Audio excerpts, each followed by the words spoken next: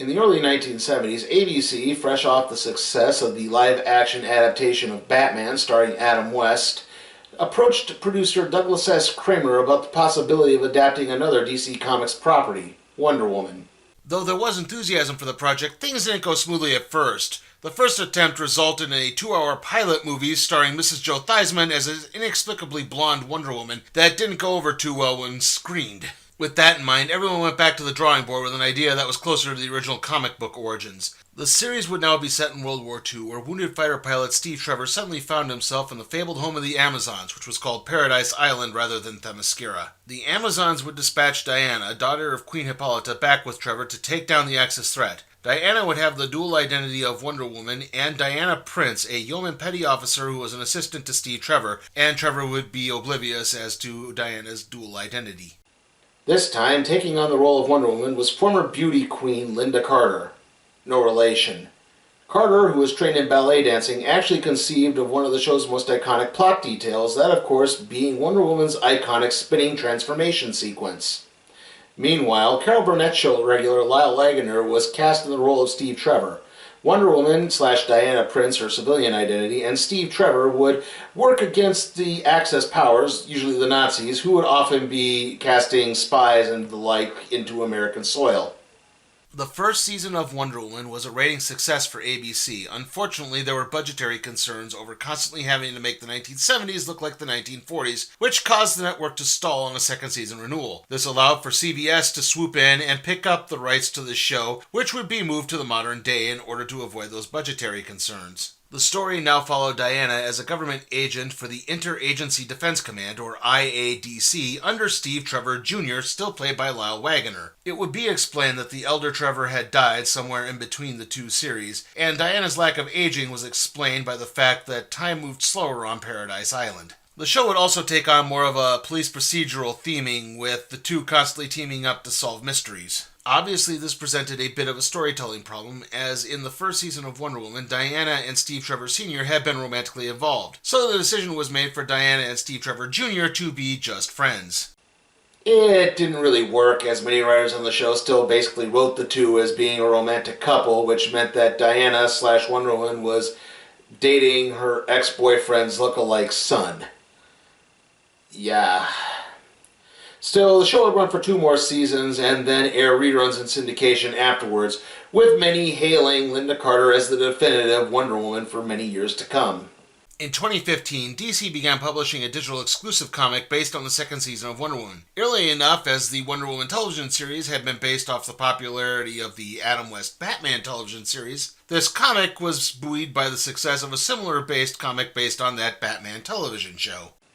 Today we're looking at the first 6 issues of this digital comic series. This is Wonder Woman 77 Volume 1, Who is Wonder Woman? Wonder Woman takes on a group of Soviet roller derby girls attempting to abduct a defecting scientist named Prokhorov. She makes quick work of the bad girls, taking down the leader with the lasso of truth. It's then that Steve arrives to help Prokhorov get to safety. This is the 6th such incident of the Soviets trying to reclaim a defecting scientist, and there's only one scientist they haven't targeted. Sergei Topovia, a specialist in nuclear fusion. Topovia has refused security, and he's more interested in going to the Studio 54 discotheque. Yeah, I know they don't technically call it Studio 54, but let's face it, they're talking about Studio 54. Steve suggests that he and Diana go undercover and begins trying to pull some strings. It works after Steve promises the club's owner some tax breaks. Soon, the two are dancing it up while looking for Topovia. Diana spots the scientist, and Steve tries to get close to him. However, things change as the PA system announces that the Silver Swan and the Starlings performance is about to begin. If there is one criticism that can be lodged against the Wonder Woman television show from the 1970s, it's that they didn't really tap into the comic book villain vein particularly well. Most of the villains involved were your bog-standard mad scientists, Nazi spies, or organized crime bosses. Nothing too spectacular or elaborate or gimmicky. Not like how Batman could have the Penguin, or the Joker, or Catwoman in an episode. This series does try to rectify this by utilizing the Silver Swan, a villain that actually debuted after the Wonder Woman television show. Now, this Silver Swan is a little bit different than the one in the comics. This one is more like a siren from Greek myth, being more of a hypnotic spell projector using her voice. instead of the one from the comics, which is more like a cybernetic Black Canary who has a giant sonic scream that can, well, tear apart buildings and throw people for, blocks on end, causing damage that way. Also, like I said, it's cybernetic enhancements on both ends. The one in the comics actually has like big elaborate metal wings. This one doesn't seem to have that. They just have prop wings. Silver Swan begins singing as a strange fog begins to fill the room. It begins to affect everyone, including Steve and Topovia. It's then that the two, along with everyone except Diana, begin to fall under the Silver Swan spell. Diana spots some Soviet hitmen and pulls off a mid-air Wonder Woman transformation to take them on.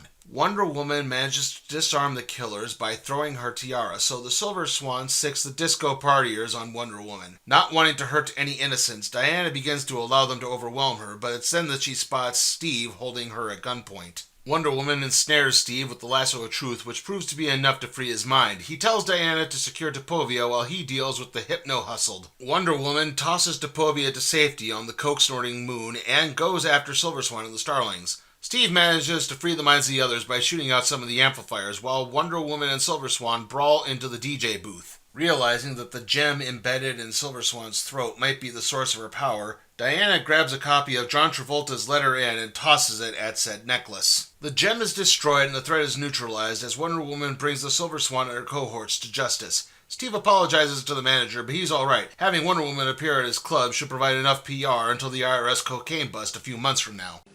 Now, it's at this point that we actually do enter the story arc titled Who is Wonder Woman? Diana Prince comes to in the middle of the street. She fainted and caused a traffic jam. She turns down an offer for an ambulance and starts to head to the IADC. It's then that she hears a call for Wonder Woman. Diana ducks down an alley and begins to spin, only for nothing to happen. It's then that she notices the arrival of Wonder Woman? Yes, this is the Kathy Lee Crosby Wonder Woman from the failed 1974 pilot that I mentioned back at the beginning of this episode. Also, to differentiate, I'm going to refer to the blonde as Wonder Woman and the brunette as Diana at this point. Wonder Woman makes quick work of a group of bank robbers making their getaway as a mystified Diana looks on. She makes her way to a payphone to call Steve, only this isn't her Steve Trevor Jr. In fact, he doesn't even recognize the name Steve Trevor Jr. And she can't be Diana Prince because Diana Prince is already at the office. More confused now than ever, Diana stumbles back to her apartment. She opens the door to find her mother Hippolyta and sister Drusilla waiting for her. Obviously, I would be remiss if I didn't mention that Diana's sister Drusilla appeared in the first season of Wonder Woman where she took up the mantle of Wonder Girl. Drusilla was played by future three-time Academy Award nominee Deborah Winger in one of her first roles. By the way, the role of Wonder Girl doesn't really have anything to do with Wonder Girls from the comics, and well, we just don't have time to get into any of that mess right now.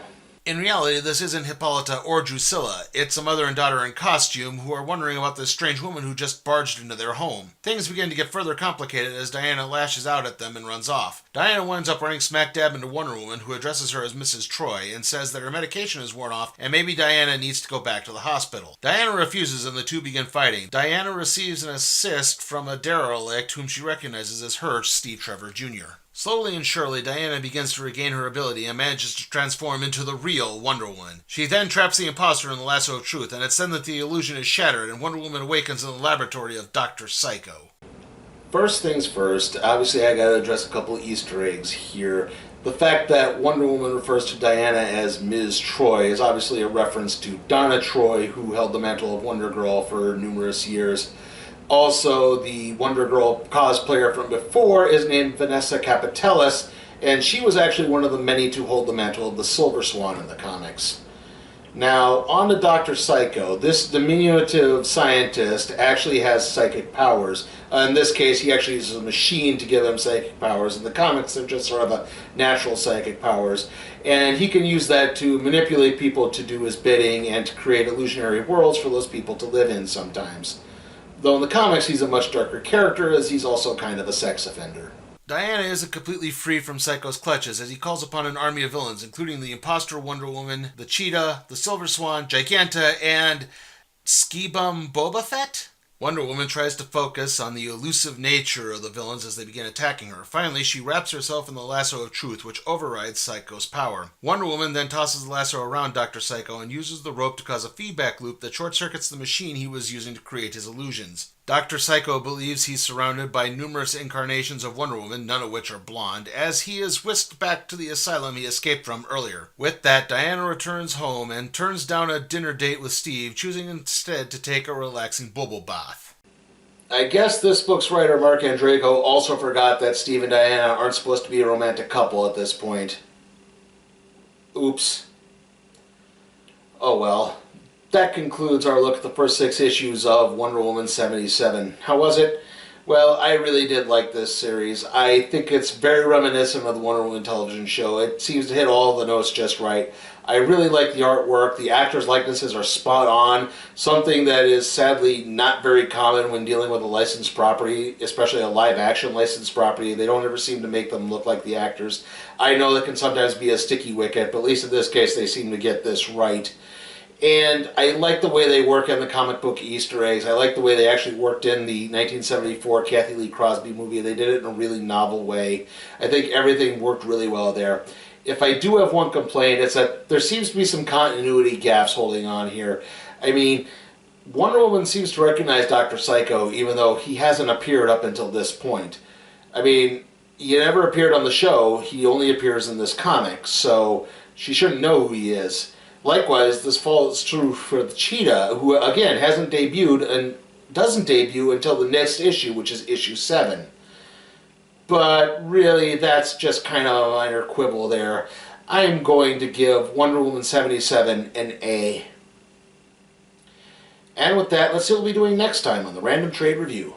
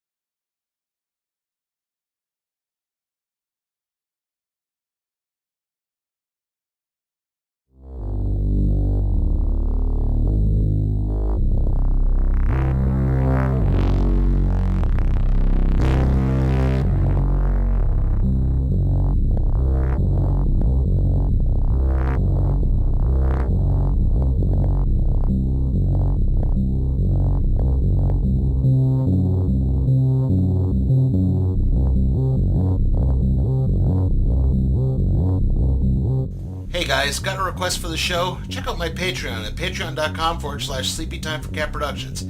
And if you like the video, give it a like, share it, subscribe, and ring that notification bell.